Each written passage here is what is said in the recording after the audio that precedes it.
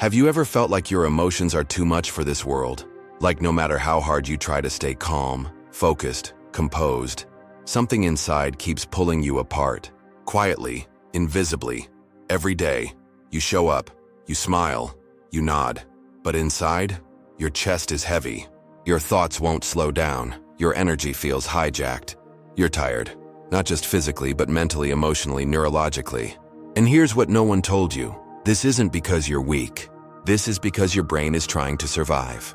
Every emotional overreaction you regret, every time your heart races in a silent room, every moment you freeze, shut down, or pretend you're fine, none of this is random. None of this is you being broken. It's neurobiology in action. You've been taught to manage your emotions with strength. But neuroscience shows real strength doesn't come from suppression. It comes from integration, from understanding, from clarity. And that starts in your nervous system. Andrew Huberman, neuroscientist at Stanford, has shown this repeatedly. What we call emotional chaos is often just a dysregulated system, stuck in loops it never chose. Your brain is not your enemy, it's your protector. But it's been running on survival mode for far too long. And that survival mode, it creates the illusion that you must stay alert, stay guarded, stay untouchable, even when you're collapsing inside. But let's make one thing clear right now. You are not your reactions. You are not your triggers. You are not the noise inside your head. You are the awareness behind all of it. And your brain, no matter how exhausted, can be rewired. This isn't self-help hype. It's neuroplasticity. It's science. It's the beginning of your return.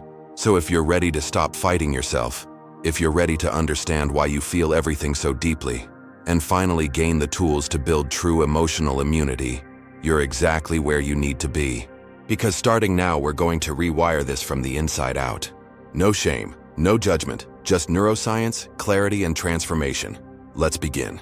You've been told to breathe, to stay calm, to stay strong. But no one ever explained what's actually happening inside your body when you pretend you're fine. Suppressing your emotions doesn't make them disappear. It pushes them deeper into your nervous system, where they continue to fire, silently and relentlessly. Every time you fake a smile while your chest is heavy, every time you swallow your anger or hold back tears, you're activating a network in your brain that believes, this moment is not safe to feel. That signal, repeated over days, months, years, rewires your stress response not for peace, but for containment. And that containment has a cost. Neuroscience shows us this. When you chronically suppress emotions, you don't become emotionally stable. You become neurologically unstable. Your amygdala, the brain's threat detector, stays hyperactive. Your prefrontal cortex, the region responsible for logic, planning, and calm, starts to dim. Your autonomic nervous system, it gets stuck in sympathetic overdrive, pumping cortisol and adrenaline through your bloodstream like you're under constant threat. This is not self-control. This is internal war. And here's the cruel part. You might look perfectly functional on the outside. You go to work. You hold conversations. You do what's expected. But internally, you're running a marathon without rest. It's called cognitive fatigue. And it builds quietly through the repeated effort of not feeling. Dr. Andrew Huberman explains that emotional suppression increases activity in the insula and cingulate cortex, areas linked to emotional pain and internal monitoring. That means the more you try to stay strong, the more your brain scans your body for distress signals and amplifies them. You're not imagining it. That tightness in your chest, that knot in your stomach, that fog in your mind, they're all real. They're all symptoms of a nervous system operating without relief. And while you might call it discipline, your brain calls it survival mode. But there's a way out. Not by pretending the pain isn't there, but by recognizing that it's a signal, not a flaw. You're not weak because you feel. You're exhausted because you've never been taught how to feel safely. And that's what this journey is about. Reclaiming your internal clarity by working with your biology, not against it. In the next part, we'll explore why emotional pain isn't just emotional, it's neurological, and how understanding that pain is the first step toward regaining control over your energy, clarity, and life. Let's keep going. Emotional pain is not a character flaw, it's not drama. It's not overreacting, it's your brain trying to keep you alive. When you feel rejected and it burns inside your chest, that's not abstract emotion. That's your anterior cingulate cortex lighting up, the same brain region activated by physical pain. Yes, Your brain treats emotional pain like a physical wound. That's not metaphor. That's MRI data. And yet we live in a world that treats this inner ache like weakness, like something to hide. But the truth is, emotional pain is your brain's alarm system. It's trying to tell you something's wrong, not out there, but in here. You were wired for connection. Your nervous system, especially through the vagus nerve, scans your environment for safety cues every second. This is called neuroception. It's how your body detects threat before your mind even registers it. So when someone criticizes you, ignores you, or betrays your trust, your nervous system reacts faster than logic. Heart rate spikes, muscles tense, breath shortens. That's not a personal failing. That's biology. But here's the deeper issue. If your system is already overloaded, if you've been carrying old wounds, micro-rejections, unprocessed grief, then every new pain doesn't just hurt. It triggers the entire backlog. You're not just reacting to this moment. You're reacting to the dozens, maybe hundreds of moments your brain stored but never discharged. This is why small things sometimes feel catastrophic. It's not that you're broken. It's that your system never had space to heal. Huberman explains that unprocessed emotional events lead to persistent activation of the limbic system, especially when the prefrontal cortex is underactive.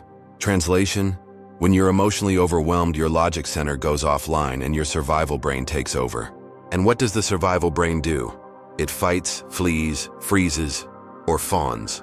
That might look like lashing out in rage, shutting down completely, becoming overly apologetic or agreeable. Again, none of this is weakness, it's your brain doing its best, with outdated wiring.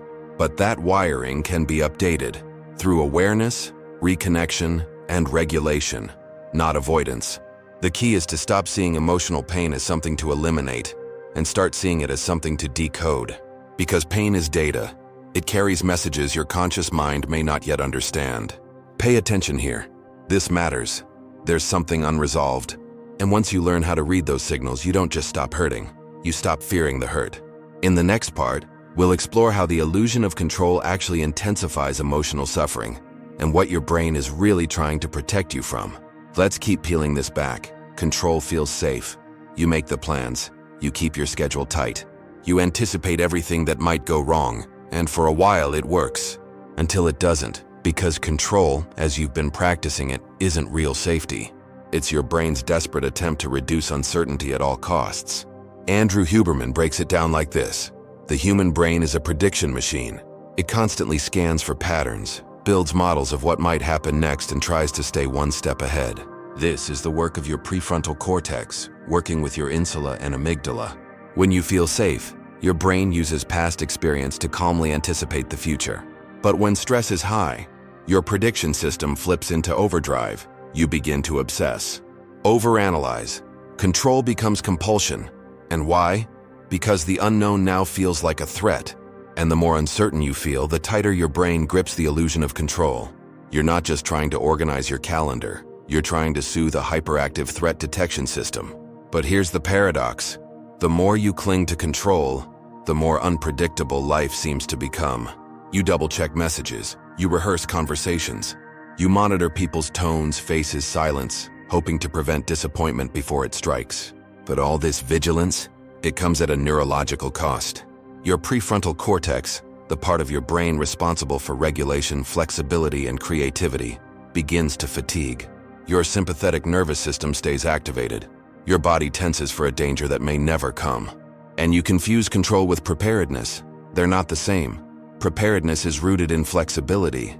Control is rooted in fear. And fear, when left unchecked, shrinks your cognitive bandwidth. It narrows your awareness to only what could go wrong. It blinds you to connection, joy, nuance, the very things that make life worth living. This is why you feel so tense all the time, so irritable, so exhausted. You're not broken. You're stuck in a loop. Predict, tense, react, repeat. But you can break that loop. And it doesn't require letting go of everything, just learning to see the fear behind the control. Huberman emphasizes that uncertainty itself isn't the problem. The problem is how your brain has been trained to respond to it. And that training can be rewired. When you begin to trust that you can handle what comes, instead of needing to prevent what might, your nervous system finally exhales. And you shift from reactivity to readiness. In the next part, We'll dive into how your emotional reactions aren't just habits, they're deeply embedded neural patterns. And we'll explore exactly how to change them. Let's move forward. You've promised yourself you'd react differently. Stay calm this time, speak up this time, walk away this time. But the moment hits, and you're back in the same reaction, saying the same things, feeling the same regret. Why? Because your brain isn't waiting for your intentions. It's running a program.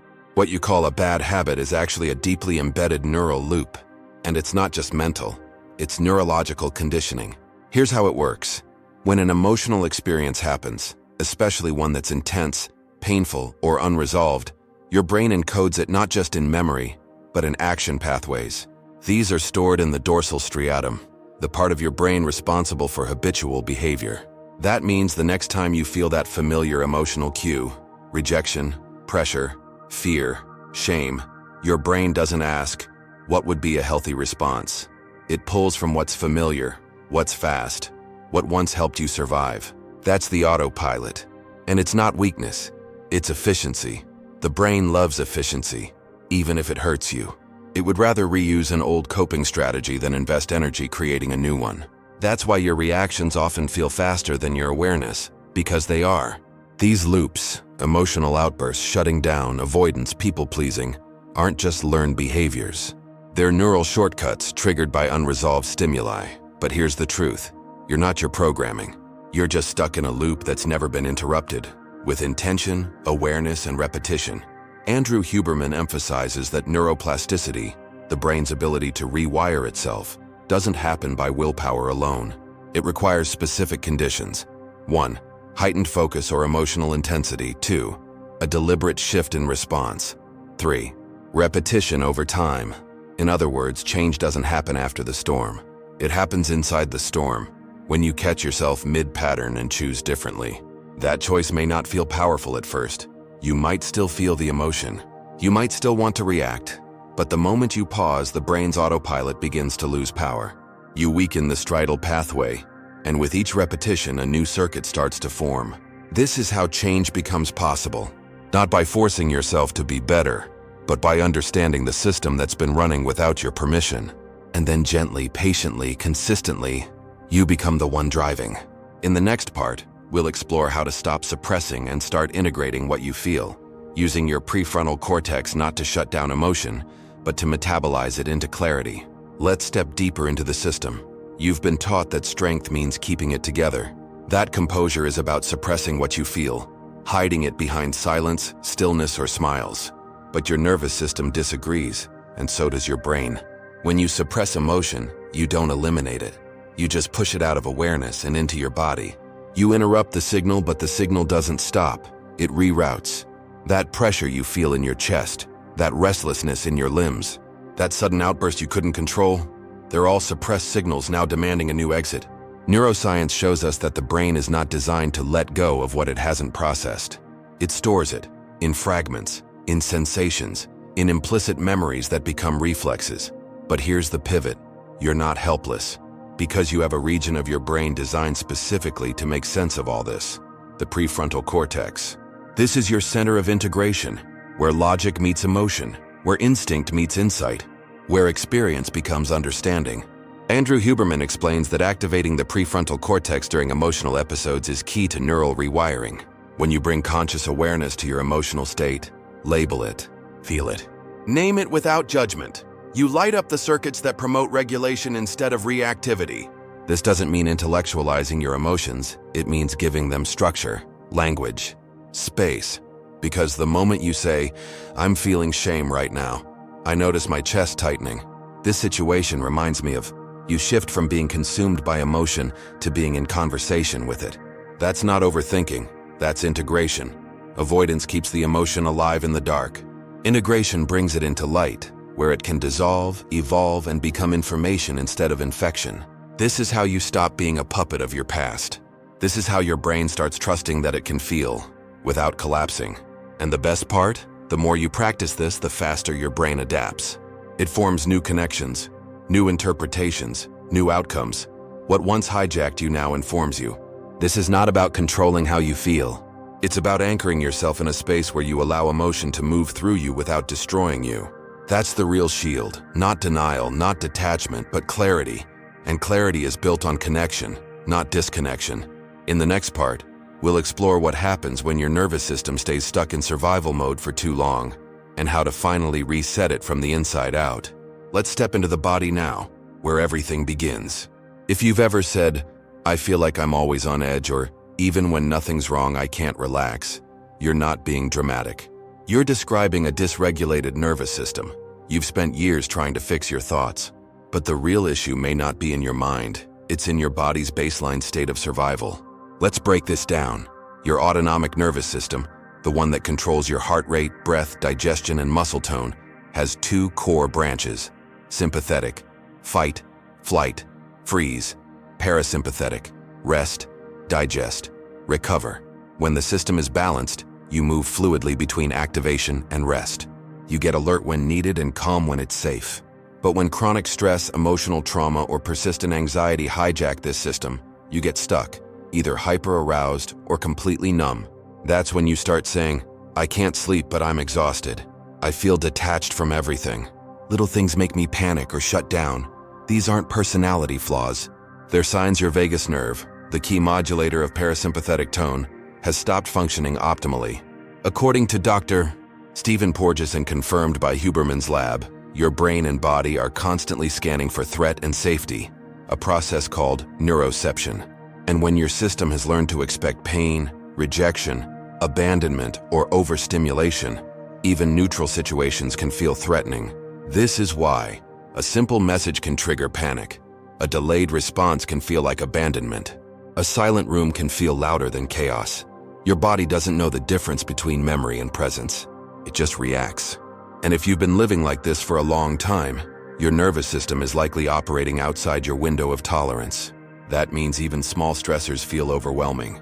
And your capacity to process emotion, make decisions, or connect meaningfully gets narrower and narrower. But there's hope. And it doesn't start in your thoughts, it starts in your physiology. You don't have to force stillness. You have to signal safety, gradually, gently, consistently. This can happen through deep diaphragmatic breathing, cold exposure, extended exhalation, eye movement and visual anchoring, somatic grounding techniques, gentle physical engagement like walking or swaying. These aren't tricks. They're neural signals by telling your brain, "We're safe now." And the more you do them, the more your nervous system begins to believe it. You stop living in a war zone inside your own skin. You reclaim access to presence, and that's where emotional clarity begins. In the next part, we'll explore how to use this regulated state to redefine your identity, not based on your past patterns, but on the brain's incredible power to rewire itself from the inside out. Let's move into the future now, one connection at a time. Who you think you are is mostly a story your brain has repeated enough times to feel true. But what if that story is outdated? What if the identity you carry, anxious, reactive, insecure, always on alert, isn't who you are, but just who your nervous system got used to being? Let's be clear, you weren't born this way. You became this way through experience, repetition, and unresolved emotional memory. And your brain, it adapted. Every painful moment that was never processed, every insult that landed deeper than it should have, every silence that felt like abandonment. Your brain encoded those not just as memories, but as identity markers. This is how it happens. When you go through an emotional experience, your brain activates the hippocampus, memory, and amygdala, emotion. If the experience is intense or repeated, it gets stored implicitly, beneath your awareness. And without reconsolidation, without updating the memory with new context, the brain begins to say, "This is who I am. I'm not safe. I always ruin things. People leave me. These aren't thoughts." They're embodied beliefs stored in your neural architecture. But here's where it gets powerful. Thanks to neuroplasticity, identity is not fixed. It's malleable, especially when brought into conscious awareness. Andrew Huberman emphasizes that self-directed neuroplasticity is one of the most powerful tools in emotional healing. It means you can intentionally reshape your emotional identity, not by pretending, but by pairing awareness, plus new experience, plus repetition. Here's how it begins. 1. Recognize the old identity loop. Catch the script, the voice, the feeling that says, "I am this way." 2. Interrupt the loop with compassion. Not "this is wrong," but "this is outdated." Treat it as a brain pattern, not a moral failure. 3. Pair the old trigger with a new response. If your habit is to shut down when ignored, practice staying open, present, grounded. Even 10 seconds of this starts a new neural circuit. 4. Repeat, gently, intentionally. The brain rewires through reconsolidation, not erasure. That means the old doesn't vanish, it gets updated. Over time, the identity shifts. You're no longer the person who always collapses under pressure. You become someone who feels intensity and stays present, who notices shame and meets it with understanding, who reacts and then recovers faster every time. This is what it means to reshape the self from the inside out. It's not about creating a new personality. It's about remembering who you were before your nervous system adapted to pain, and becoming that again, but with awareness. Something inside you is shifting. Not in theory, not as a nice idea, but in your body, in your brain, in the way you're beginning to relate to your own experience, without fear, without resistance, without shame. This is the threshold where survival ends and presence begins. For years, you thought strength was about pushing through, enduring, withholding, silencing, but neuroscience says otherwise. Andrew Huberman and others have shown that true regulation doesn't come from suppression. It comes from the activation of the prefrontal cortex in moments of discomfort. When you stay present with what you feel, without spiraling, without fleeing, you reclaim your ability to respond, not just react. This is emotional immunity, not numbness, not detachment, but anchored clarity in the middle of the storm. And here's where it gets powerful. Each time you pause instead of explode, each time you notice instead of collapse, each time you speak instead of shut down, you're not just doing better. You're rewiring your system. You're building neuroplastic resilience. You're teaching your brain that intensity doesn't mean danger. That emotion doesn't mean threat. That your body is a place you can finally inhabit, safely. And when that happens, you stop being defined by your history. You stop negotiating your identity based on who failed you or what you lacked. You begin to trust yourself at a biological level. But this isn't instant. And it isn't clean, it's uncomfortable, it's disorienting. Because when you stop bracing for impact, you realize how much tension you've normalized just to feel in control. But now you see, control was never the goal. The goal is clarity, presence, access to your full emotional range without drowning in it. This is how you move out of survival. Not by eliminating pain, but by learning to stand inside of it without losing yourself. And that shift, it changes everything. Because once your nervous system learns that you are safe with you, the world loses its grip. People may still misunderstand you, challenges will still arise, but your responses won't be automatic anymore. They'll be conscious, deliberate, rooted. You'll walk into the same life, but you'll show up with a different nervous system, a different lens, a different relationship to the very emotions that used to undo you. And this isn't the end. It's the beginning of what comes next, when clarity becomes your compass, when presence becomes your strength, when nothing outside has more power than what lives within. This is the edge of transformation. In the final chapter, we'll bring it all together. Not with more effort, but with truth, the kind that settles in your bones and never leaves. Let's finish this. Let's pause here. Not to go back, not to brace, but to acknowledge what just shifted. Because if you've made it this far, you're no longer the same person who pressed play. Not mentally, not emotionally, and definitely not neurologically. Your brain has already begun to rewire itself. Every insight that resonated, every emotion you allowed to rise instead of suppressing, every moment you sat still and actually listened, those weren't passive. They were neural events, changes in real time, new connections forming, old patterns being interrupted. This is the power of conscious attention. What you bring awareness to, your brain reorganizes around. And what you suppress, your nervous system stores as tension. But now you know, you don't need to carry it all. You never did, because real strength was never about being unshakable. It was about being able to feel everything and still stand in your center. And that center, it's not built from achievements, not from external validation, not from pretending you're okay when you're falling apart. It's built through integration. One breath, one moment, one neural pathway at a time. Emotional immunity is not a wall. It's a foundation. It's the confidence of knowing, no matter what rises, I can meet it. No matter what shakes me, I can return. No matter how much I feel, I don't disappear. That's not spiritual fluff. It's biological sovereignty. Huberman often reminds us, the nervous system can be reshaped to support the life you actually want to live. not just the one you were conditioned to survive, and that reshaping is now in motion. But this is not where you stop. This is the first real step, the one that changes your trajectory. Now is where you apply it, in silence, in discomfort, in relationships, in those tiny spaces where you used to abandon yourself. You won't get it right every time. You're not supposed to. This isn't about perfection. It's about presence. And now, for the first time, you have access to it. So ask yourself, can I live from this place? Can I show up each day from this clarity, even when it's hard? Can I stop waiting to be fixed and start living from the truth I already carry? If the answer is yes, even softly, then something irreversible has begun inside you. Let that become your new story. And if this journey moves something in you, speak it. Anchor it, comment it below. I choose presence, not just for today, but for the version of you that's finally ready to stop surviving and start living.